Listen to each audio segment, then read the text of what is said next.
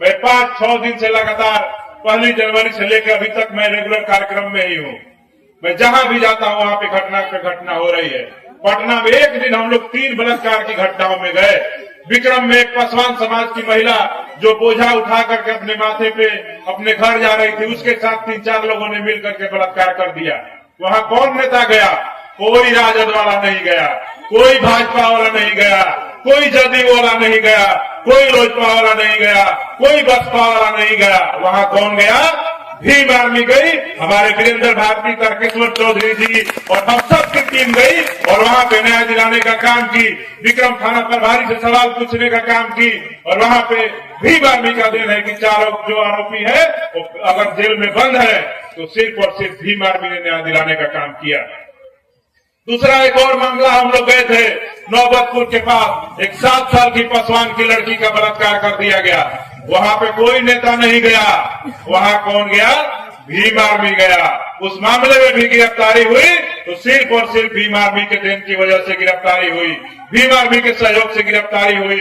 एक और मामला था धनरुआ में, धनरुआ के नीमा गांव में 12-13 साल की एक चमार समाज की बेटी का, बहन का, उसका बलात्कार कर दिया गया। और दुर्भाग्य ये है कि उस घटना को बीते हुए तकरीबन 2 महीने हो गए और वहां पे भी किसी भी नेता को, जिसको आपने बिहार में 38 लोगों को विधायक बनाया अपने वोट से, अपने जाति का, जिसको आप कहते हैं अपनी जाति, चमार, दुसा, धोबी, पासी, मुसहर, बिहार में 38 विधायक हैं, 6 सांसद बनाया आपने, लेकिन कोई धनरुआ के घटना पे न विधानसभा में बोलते नजर आया, न संसद भवन में बोलते नजर आया, न उनसे मुलाकात करने गया, न कोई थाना में दबाव देने गया। वहां कोई गया तो भीम आर्मी गया, उस बहन के लिए न्याय दिलाने के लिए खड़ा हुआ और अब भी हम लोग लगातार उस परिवार के साथ खड़े हैं। तो अभी समय है कि आप सबको समझना होगा कि अगर आप जिसको वोट देकर के सांसद विधायक चुनते हैं वो आपके हक अधिकार के लिए, आपको न्याय दिलाने के लिए आए या नहीं आए, अगर आप एक कॉल कीजिएगा पुलिस से पहले भीम आर्मी नहीं पहुंचेगी तो उस दिन मैं अपने भीम आर्मी के प्रदेश अध्यक्ष की कुर्सी से इस्तीफा दे दूंगा। ये आप सबको समझना होगा। पुलिस न्याय नहीं दे, FIR नहीं लिखे। कल की घटना है, सुपौल में एक दरोगा है जो लखीसराय में पोस्टेड है, उनका कोई पासवान है, उनकी माँ को, बुजुर्ग महिला थी, उनके जमीन में जबरन मिट्टी काट रहे थे, वहां के यादव लोग, मधेपुरा जिला का घटना है। उनकी माँ को जब माँ मना कर रही थी कि मेरे खेत से JCB से मिट्टी क्यों निकाल रहे हो, जो दरोगा है उनकी माँ को JCB से उन यादवों ने रौंदने का काम किया और उनकी हत्या करने का काम किया। वहां पे सोचिए कि एक दरोगा है लखीसराय जिला में पोस्टेड, उसके मधेपुरा में मां की हत्या हो जाती है, FIR नहीं लिखा जाता है, 2 दिन तक इधर से उधर दौड़ाया जा रहा है। आनंद फानंद में दरोगा जी हमको फोन किए, बोले कि मेरी मां के साथ इस प्रकार की घटना हो गई है। तो हम उनको यही बोले कि अब आप बताइए कि आप दरोगा हैं, जब आप अपने परिवार की रक्षा और सुरक्षा नहीं कर पा रहे हैं तो एक आम दलित का क्या हालात होता होगा। आप जिस थाना में पोस्टेड है, हमें लगता है कि कहीं ना कहीं आप भी अपने समाज के साथ नाइंसाफी करते होंगे, जिसके वजह से इस तरह की घटना को अंजाम दिया गया है और आप वहां पे कोताही बरतते हैं, जिसकी वजह से आज आपके परिवार के साथ इस प्रकार की घटना हो रही है और आप FIR नहीं लिखवा पा रहे हैं 2 दिन में, फिर आप किस बात के दरोगा हैं। उन्होंने कहा, हाथ जोड़ करके मैं विनती करता हूं कि आप एक बार SP साहब से बात कीजिए, थाना प्रभारी से बात कीजिए, तब जाकर के हो सकता है कि हमारा FIR लिखा जाए। मैं आपको बता रहा हूं, उस समय हम लोग रूपसपुर में बैठे हुए थे नरेंद्र जी के घर पे, वहां हम लोग जा रहे थे, हमको फोन आया। उसी वक्त मैंने वहां थाना प्रभारी को फोन किया, वहां के SP को फोन किया और मेरे फोन करने के आधे घंटे बाद FIR लिखा गया। और तो वहां के जो दरोगा साहब फोन करके बोले कि नहीं भैया, बहुत बहुत धन्यवाद, आपने फोन किया, तभी वहां के थाना प्रभारी ने FIR लिखा।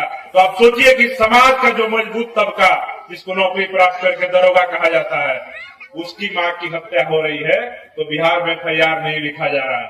दरोगा की भी मदद कौन कर रहा है? भीम आर्मी कर रहा है। तो आज आप सबको समझना होगा कि Bhim army SC ST OBC समाज का सुरक्षा कवच है।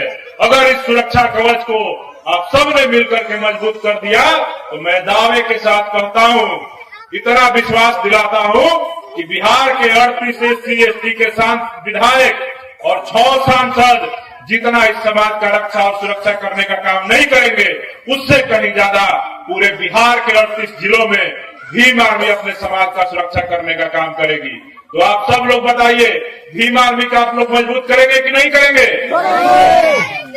आज के बाद, मेरे जाने के बाद, मैं जब अगली बार कभी आऊं, मैं पूछूंगा टुनटुन जी से, मैं आप सबको कह देता हूं कि जहां भी शोषण अत्याचार की घटना होती है, मैं हर जगह जाता हूं तो यही कहता हूं कि जिस गांव में SC/ST समाज का 10 युवा तैयार हो गया और 10 लोगों ने अपने घर पे मोटे डंडे में नीला झंडा टांगने का काम कर दिया, उस गांव में मैं दावे के साथ कह सकता हूं कि किसी की मां ने दूध नहीं पिलाया होगा कि हमारे समाज की बहनों पे, महिलाओं पे आंख उठा करके देख दे और हमारे भाइयों पे जुल्म और शोषण कर दे।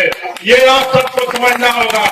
मैं आप सबको ये मैसेज देता हूं, पूरे बिहार के जो भी लोग हैं, कि अगर आप मेरी बात को सुनते हैं, समझते हैं, अपना भाई, अपना बेटा समझते हैं, तो आप अपनी इच्छा शक्ति को मजबूत कीजिए। हमारे पास बहुबल है। बिहार में 22% हमारी जनसंख्या है, लेकिन सुनते हैं कि कहीं पे 14% वाले ने 22% की बेटी का बलात्कार कर दिया, कहीं 2% वाले ने 22% वाली की बहन का बलात्कार कर दिया, किसी महिला के साथ छेड़खानी कर दिया, किसी भाई की हत्या कर दी। तो किस बात के 22% है? हम बहुबल में हैं, लेकिन हमारा मनोबल कमजोर है। हम लोग अपने मनोबल को मजबूत करने के लिए आज समय आ गया है कि अब सब लोग अपने अपने घरों पे मोटे मोटे डंडे में नीला झंडा टांगने का काम कीजिए। मैं दावे के साथ कहता हूं, शासन, प्रशासन और सरकार आपकी सुरक्षा नहीं करेगी।